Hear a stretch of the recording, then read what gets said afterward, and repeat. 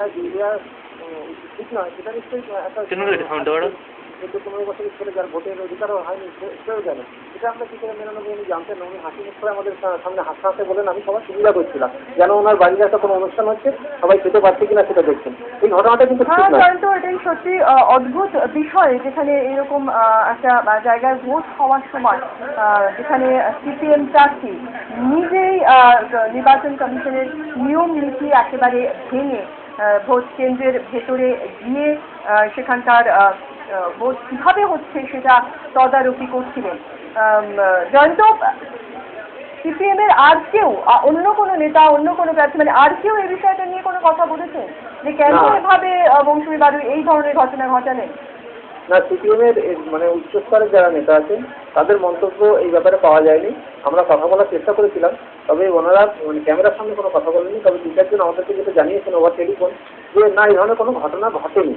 তারা পুরো ঘটনাটা অস্বীকার করেছেন, না এই ধরনের কোনো ঘটনা ঘটেনি।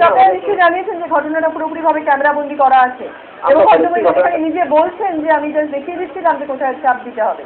হ্যাঁ, ওনারা যেটা বলছেন ক্যামেরার সামনে বলতে চাননি। এটা একটা ব্যাপার যে সিপিএম যারা নেতৃত্ব আছেন তাদের ক্যামেরার সামনে না বলা থেকেই একটা জিনিস পরিষ্কার হয় যে তারা নিজেদেরকে লুকাতে চেয়েছেন। অর্থাৎ আমি মন্তব্যটা করে দেবো নিয়ে আমি বিপদে পড়বো, সেই জায়গা থেকে প্রত্যেকে নিজেকে সরাতে চেয়েছেন। এখানে হয়তো এই প্রার্থী যিনি পঞ্চায়েত সমিতির এই প্রার্থী, তিনি যেভাবে যে কাজটা করেছেন এটাতেই কিন্তু সিপিএম মানে যখন এই মিডিয়ায় ঘটনাটাকে উপরে তুলে এনেছে সিপিএম কিন্তু বিদ্যুৎ এটা বলা যেতে পারে, কিছু বলে না। ধন্যবাদ জয়ন্ত। আমরা কথা বলছিলাম আমাদের প্রতিনিধি জয়ন্ত বিশ্বাসের সঙ্গে গত 11 তারিখের ঘটনা, যেখানে দুর্গাপুর মহকুমার পাঞ্জবেশ্বর ব্লকের কেন্দ্রগা পঞ্চায়েতে নির্বাচনের নিয়ম নীতিকে একেবারে তোয়াক্কা না করে ভোট কেন্দ্রের মধ্যে গিয়ে ভোটের তদারকি করছিলেন সেখানকার সিপিএম প্রার্থী মৌসুমী বাউরি দেখছিলেন, এবং তিনি নিজেও সেটা ক্যামেরার সামনে বলেছিলেন যে তিনি দেখছিলেন সেখানে ঠিক হয়ে মানে ঠিকভাবে ভোট হচ্ছে কিনা।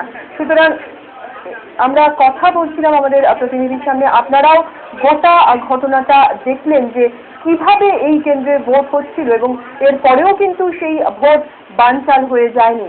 অর্থাৎ এইভাবে এটাকে গণতন্ত্র বলা যায় কিনা সেই প্রশ্ন কিন্তু থেকেই যায়।